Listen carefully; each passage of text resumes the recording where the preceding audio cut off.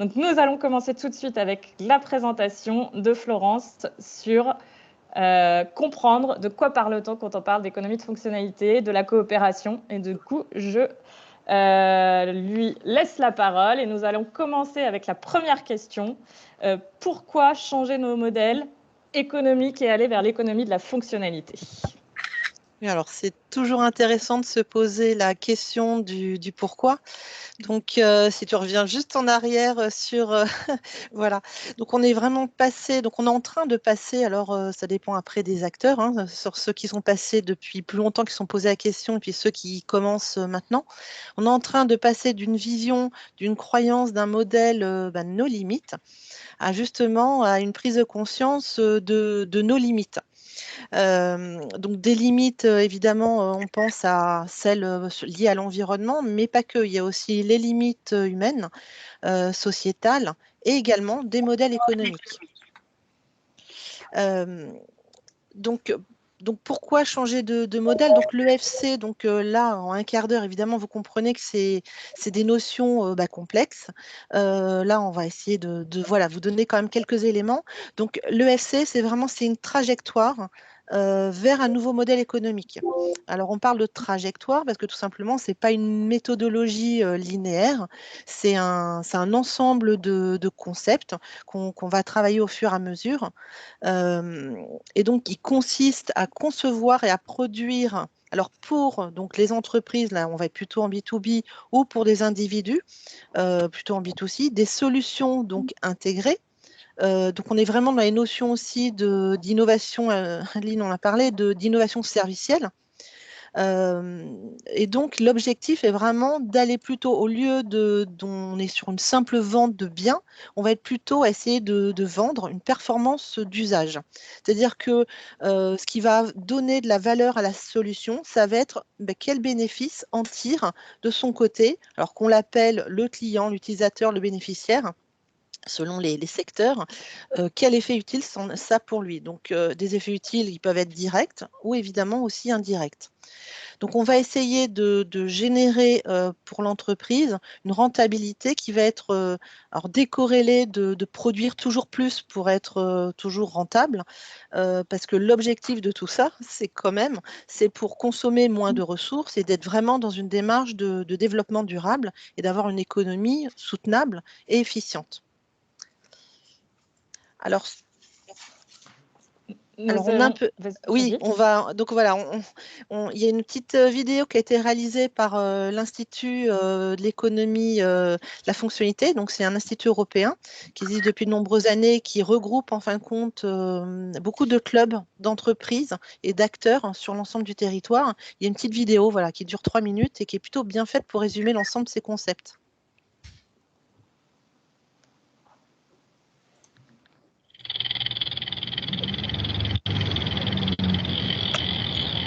Produire toujours plus, consommer toujours plus, on le sait tous, ce n'est pas soutenable. Je ne comprends pas à quoi ça sert ce que je fais. On me demande tout et son contraire. Mais comment on fait ? Je dois réduire les coûts pour être compétitif et faire face à la concurrence, mais ça ne peut pas durer.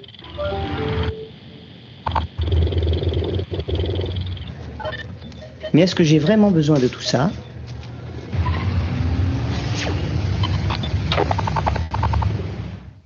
À force de délocaliser, il n'y aura bientôt plus rien ici.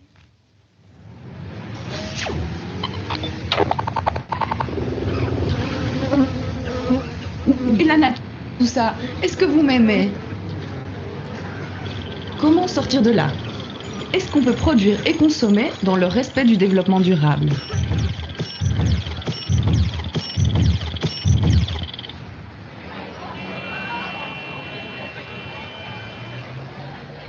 À quoi ça sert ce que je vends? Quelle valeur ça crée? Ça rend service à quoi? À qui? Pour moi, ça a de la valeur si ça me rend service, si ça me permet de vivre mieux, en bonne santé, d'être mobile et d'habiter dans de meilleures conditions. Si ça donne du sens à mon travail, ça a de la valeur pour moi.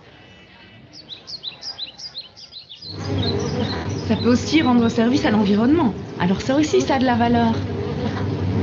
Si ça permet aux habitants et aux entreprises de mieux vivre ici, alors Ça a de la valeur pour nous. Ok, tout ça est très bien, mais on fait comment pour satisfaire tout le monde? Et si on ne vend pas toujours plus? On pourrait se centrer sur les effets utiles. Par exemple, avec une offre qui s'intéresse à mon bien-être, à ma mobilité, à ma santé. Moi, je veux bien, mais je ne peux pas faire tout ça tout seul. On peut peut-être faire ensemble. On a aussi des ressources. Nous aurons aussi besoin de tout le monde. Pourquoi? Parce que le résultat qui nous intéresse tous n'est pas uniquement le fait de l'entreprise. Si les clients ne participent pas, alors on n'y arrive pas. On a besoin des salariés qui, au contact des clients, innovent pour répondre à leurs attentes. On a aussi besoin du territoire pour créer des espaces où l'on coopère. Ok, mais qui paye? Puisque ça a de la valeur pour tous, on peut imaginer que tout le monde contribue au financement.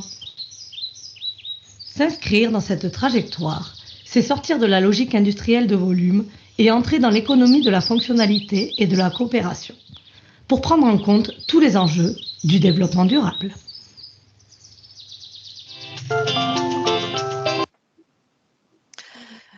Merci. Donc, pour faire écho à cette vidéo, vous avez aussi, alors pour ceux qui ont pu le voir passer, il y a un article très intéressant la semaine dernière qui est passé dans Le Monde, qui parlait justement de sortir du modèle productiviste. Les entreprises réinventent tout.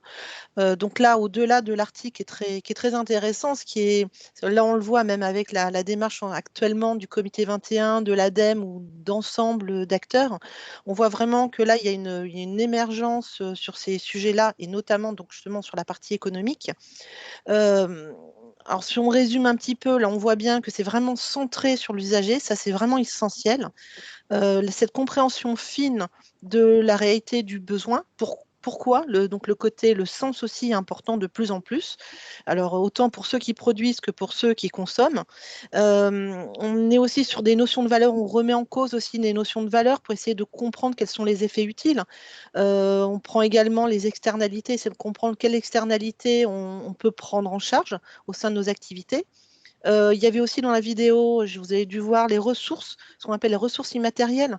Qu'est-ce qu'on va pouvoir développer, que ce soit en termes de compétences, d'organisation collective, là on voyait que c'était sur un territoire, de co-construction ensemble de solutions, et donc de coopération. Donc là, on va faire le lien avec la coopération. Donc cette coopération dans l'EFC, elle n'est pas anecdotique, c'est le levier. Alors il y a plusieurs écoles dans l'EFC. Moi, je fais vraiment partie de celles qui pensent que la coopération, c'est vraiment le levier essentiel pour justement pour inclure son écosystème et trouver des solutions. Donc quelques éléments sur c'est quoi la coopération. Donc c'est être coacteur d'une œuvre commune. Donc c'est avant tout, on l'a vu, avoir un sens, donc une vision commune partagée. Ça va être aussi la motivation de faire ensemble quelque chose. Ça va être aussi un échange de compréhension, d'interconnaissance, notamment des problématiques, des limites de chacun. Au lieu de faire contre les autres, on va faire ensemble pour intégrer justement les contraintes de chacun. Donc ça veut dire aussi avec une base de confiance, une confiance qui va se développer au fur et à mesure. Et cette confiance, elle va aussi se développer par des moments un peu spécifiques qu'on appelle des espaces de réflexivité. Alors ça peut paraître un gros mot, mais ça se fait de plus en plus, notamment pour ceux qui sont dans l'information avec la FEST, on est à peu près sur les mêmes sujets. Donc ça va être tout simplement des temps pour se poser, pour échanger, pour analyser ce qui est en train de se passer. Et donc, ça va être aussi des engagements évidemment réciproques. Ces engagements réciproques, ils sont, alors c'est pas que des engagements, je m'engage en croisant les doigts, c'est des engagements dans l'action, dans les actions réelles. Alors, comment on peut en effet développer cette coopération? Donc, ce qui est intéressant, c'est qu'il n'y a pas de recette.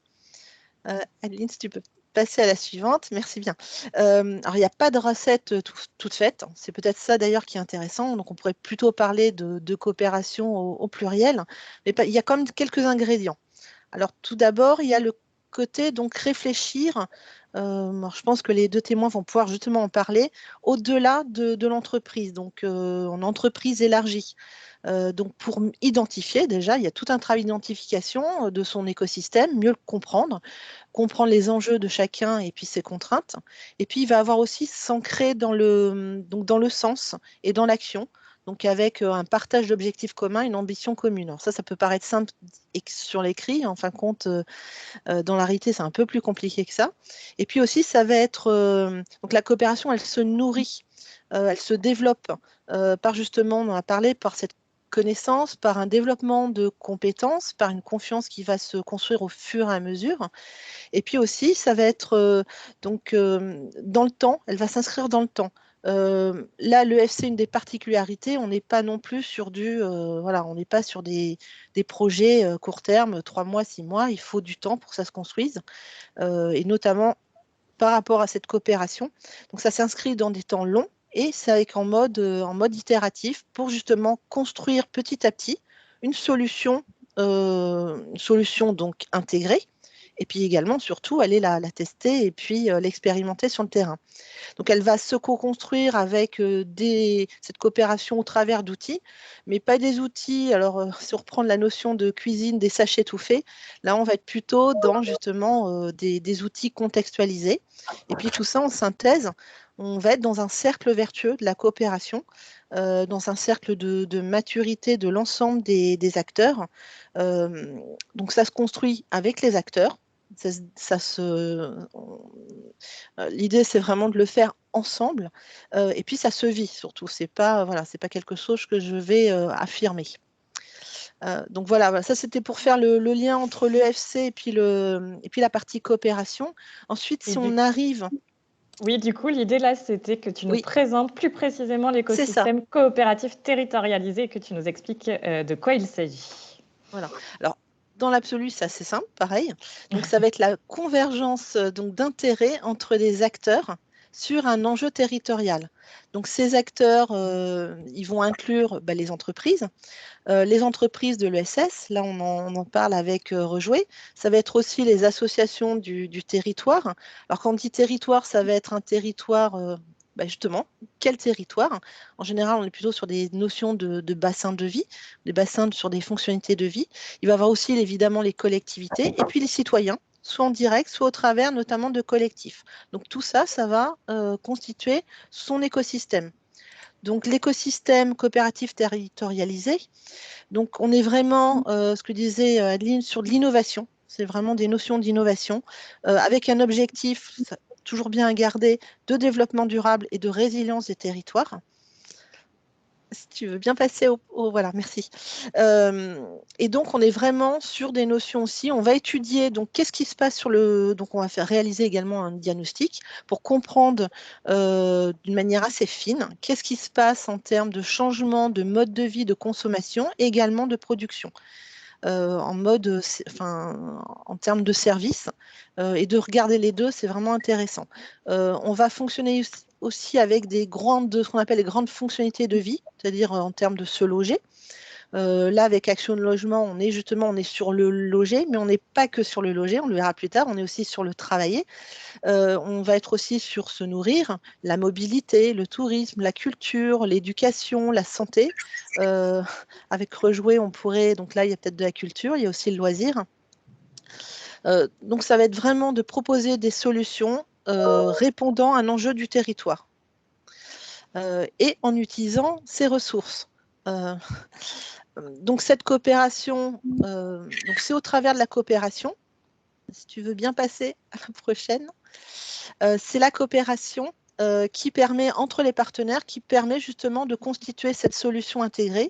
Et on va essayer de mutualiser les ressources, qu'elles soient financières ou humaines ou autres, entre notamment, alors là pareil, on peut travailler sur des articulations entre du privé, privé-public.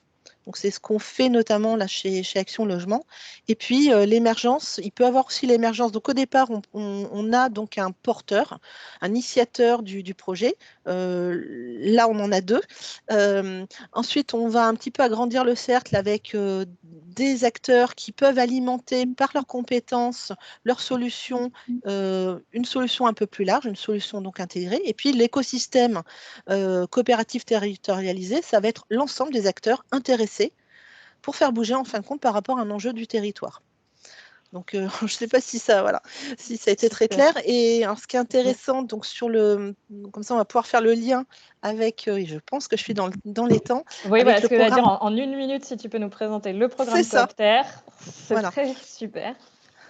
Donc, le programme Coopter, donc c'est un programme qui a été conçu par l'ADEME en 2020, donc assez récent, donc en coopération avec le laboratoire Atemis. Donc, il est fait pour justement soutenir dans la durée des projets de CT. Alors, dans la durée est intéressant parce que justement, il y a un soutien qui est quand même assez long sur une période de 18 mois, pour la première étape et une étape supplémentaire. On comprend bien que là, pour répondre à une problématique territoriale avec l'ensemble des acteurs qui peuvent répondre avec une solution la plus pertinente, il faut du temps. Donc on part vraiment de l'idée de toute façon que la transition écologique et sociale, elle passe également par un changement du modèle économique et en mode coopération. Donc là, on est vraiment sur un dispositif qui inclut autant de l'intervention sur le terrain que également de la recherche au travers notamment du référentiel du modèle de l'économie de la fonctionnalité. Quoi dire d'autre que voilà, il y a un conseil scientifique, il y a des communautés, donc des porteurs de projets, dont fait partie les deux témoins. Et puis donc là, aujourd'hui, on a une vingtaine de projets, avec une vingtaine également d'accompagnateurs. Moi, j'ai la chance d'accompagner justement 2 projets, un qui est le PNR Ballon des Vosges, sur la valorisation d'une ressource qui s'appelle le sapin des Vosges, donc là sur l'ensemble d'une filière, et également Action Logement, sur la partie coworking que va expliquer Pierre. Et puis, si je peux juste résumer, donc là, on est vraiment sur l'idée que la transformation économique, elle est essentielle. Je pense que c'est quand même assez récent. Alors, même si l'UFC, ça date des années 2000, là, il y a quand même une prise de conscience de plus en plus forte de ces notions-là, que ça passe par la coopération. Ça, c'est également aussi une notion qui est vraiment essentielle. Et puis, on peut, alors là, une citation, je ne sais pas d'où elle vient, je n'ai pas trouvé sa source. C'est vraiment l'idée, c'est seul, on va plus vite, mais ensemble, on va plus loin. Donc, si je pouvais résumer le CT, c'est vraiment ça.